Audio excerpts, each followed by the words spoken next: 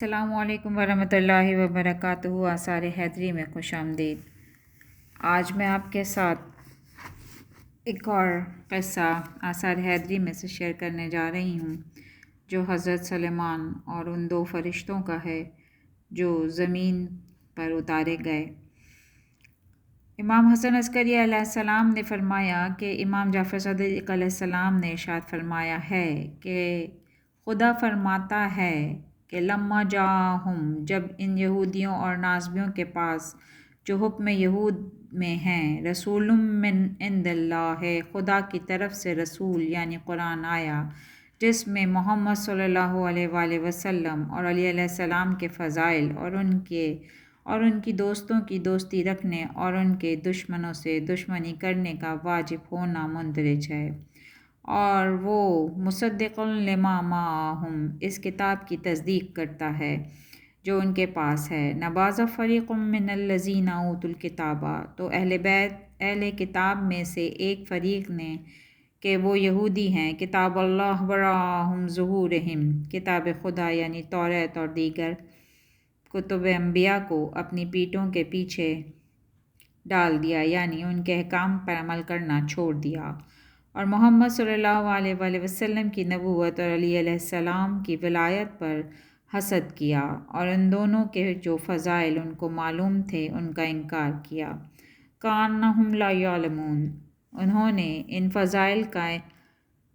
انکار اور حضور صلی اللہ علیہ وآلہ وسلم کی نبوت کا رد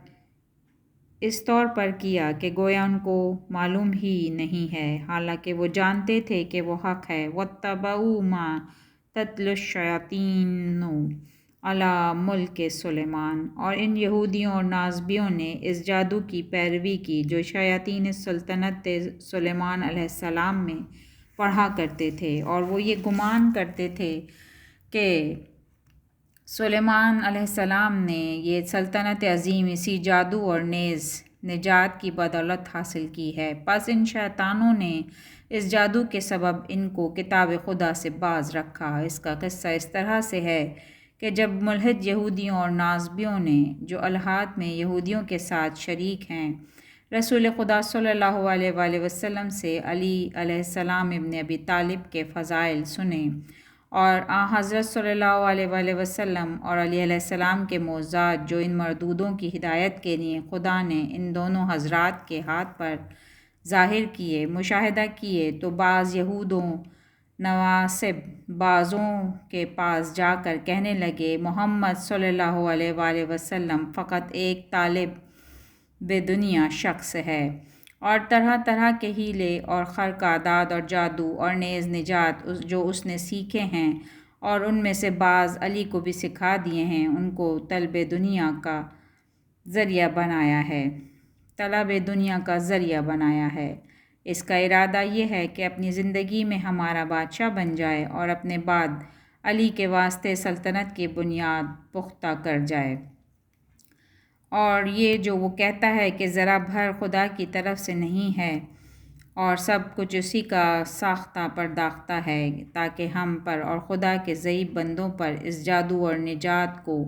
جو وہ استعمال کرتا ہے پستہ کر دے۔ اور سب سے بڑا جادوگر سلیمان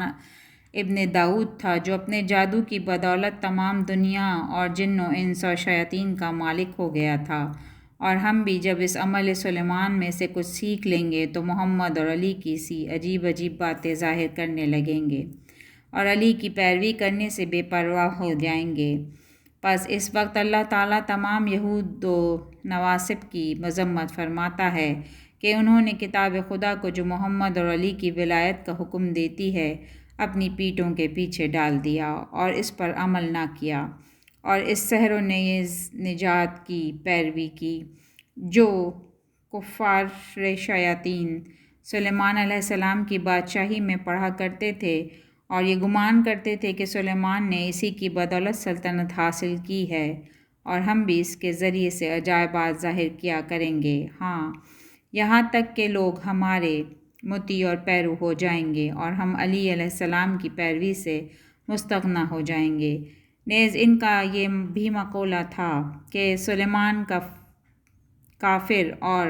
جادوگر تھا اور جادو میں اس کو بڑی مہارت تھی، جس کے باعث اتنی عظیم الشان سلطنت اس کو نصیب ہوئی تھی اور اس قدر طاقت اور مقدرت پائی تھی۔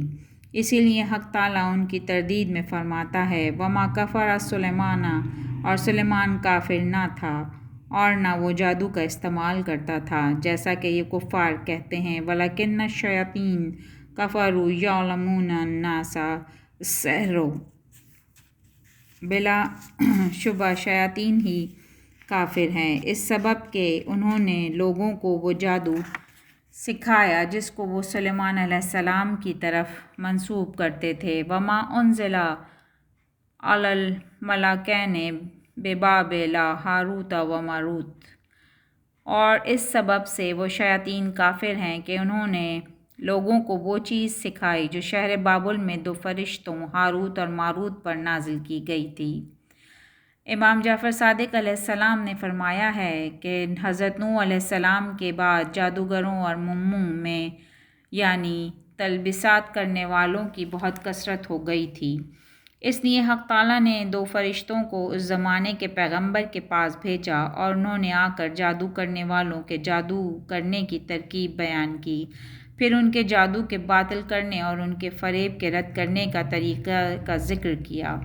اور اس پیغمبر نے ان فرشتوں سے سیکھ کر حکم خدا سے لوگوں کو یہ سکھایا اور ان کو حکم دیا کہ اس کے ذریعے جادو سے واقف ہو اور اس کو باطل کرو، اور تم خود کسی کو جادو مت کرو، اور یہ تعلیم بینہ ایسی ہے جیسے کوئی کسی کو بتلائے کہ دیکھو یہ چیز زہر ہے اور اس چیز سے اس کا اثر زائل ہو جاتا ہے، پھر اس شاگرد کو جسے زہر کی تعلیم دی جاتی ہے کہا جائے کہ جس کسی کو زہر چڑھا دیکھو اس ترکیب سے اس کے اثر کو دور کرنا، اور خبردار خود کسی کو زہر دے کر ہلاک نہ کرنا۔ اور اس پیغمبر نے ان دونوں فرشتوں کو یہ حکم دیا تھا کہ دو آدمیوں کی صورت میں لوگوں کے سامنے ظاہر ہوں اور جو کچھ اللہ تعالیٰ نے انہیں سکھایا ہے کہ لوگوں کو سکھا دیں۔ اسی لیے خدا فرماتا ہے وما یعلمان من احد، اور وہ دونوں فرشتے کسی شخص کو جادو اور اس کے باطل کرنے کا طریقہ نہ سکھاتے تھے، حتی یقولا انما نحن فتنۃ، جب تک کہ اس سے یہ نہ کہہ دیتے تھے کہ ہم بندگان خدا کے لیے صرف امتحان اور آزمائش ہیں، تاکہ وہ اس جادو اور اس کے باطل کرنے کی ترکیب کے سیکھنے میں خدائے بزرگ و برتر کی اطاعت کریں اور لوگوں کو جادو نہ کریں۔ فلا تکفر، پس تو کافر نہ ہو جانا، یعنی امور ذیل کو اختیار کر کے کافر بن جانا، تو اس جادو کو استعمال کرے اور کسی کے ضرر رسانی کے در پہ ہو اور لوگوں کو اس امر کا معتقد کرے کہ اس میں جادو کے ذریعے سے زندہ کر رہا ہوں یا مارتا ہوں، اور ایسے کام کرتا ہوں جن کے نیکی کرنے خدا کے سوا اور کوئی قدرت نہیں رکھتا، کیونکہ یہ سب کفر کے کام ہیں۔ فَيَتَعَلَّمُونَ مِنْهُمَا مَا يُفَرِّقُونَ بِهِ بَيْنَ الْمَرْءِ وَزَوْجِهِ، بس طالبان سحر ان دونوں قسم کے جادوؤں میں سے ایک تو وہ نیز نجات تھے جو شیاطینوں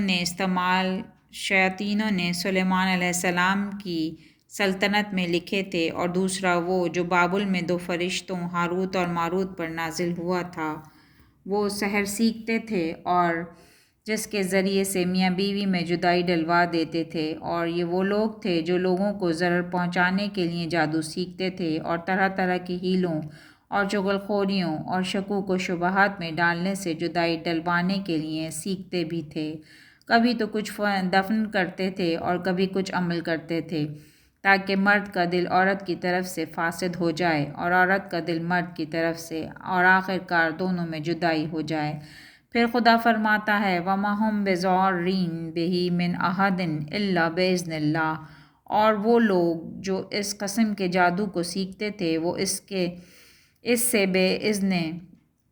خدا کسی کو کچھ ضرر نہ پہنچاتے تھے، یعنی وہ جل شانہ اور ان کے اس فعل کو جانتا تھا، مگر ان کو ان کے حال پر چھوڑ رکھا تھا، کیونکہ اگر وہ چاہتا تو ان کو زبردستی منع کر سکتا تھا، بعد ازاں خدا فرماتا ہے وَيَتَعَلَّمُونَ مَا يَضُرُّهُمْ وَلَا يَنفَعُهُمْ، اور وہ لوگ اس چیز کو سیکھتے تھے جو ان کو ضرر پہنچائے اور کچھ نفع نہ دے، کیونکہ جب وہ اس جادو کو اس غرض سے سیکھتے تھے کہ اس کے ذریعے لوگوں کو جادو کریں اور ان کو ضرر پہنچائیں، تو حقیقت میں وہ